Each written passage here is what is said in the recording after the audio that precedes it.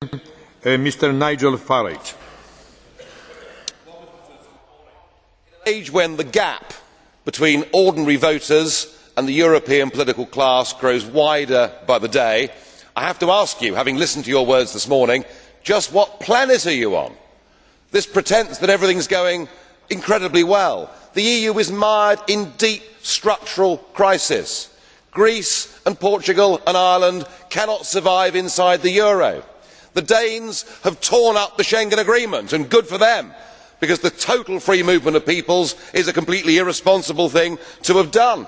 And public opinion is saying, whilst they want a European cooperation, yes, of course I agree with that, what they do not want is this Europe run by unelected bureaucrats like Mr Barroso. You say the EU is fantastic in a recent comment. You are supporting the destruction of national democracy. But it is with reference to Greece that I am most concerned about you, because when faced with their recent enslavement, you said, "We lived for many years as a non-sovereign country under Soviet occupation.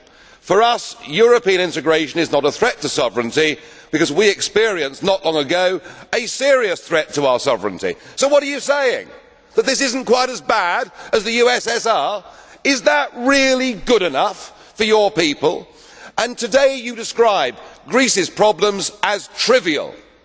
I am sorry, there are hundreds of thousands of people out there on the streets of Greece fighting to get their democracy back, and it beggars belief that you and our President, Mr Buzek, can talk about the solidarity movement, can talk about Poland getting its democracy back 20 years ago, and yet here you are, surrendering the democracy and sovereignty of Poland to a failed European Union. Yes, sir, we all want a shared European cooperation for the future, but this most definitely is not the model. Thank you, Mr. Co-President. Are you ready to answer with the blue card question? Mr. Goebbels, blue card question.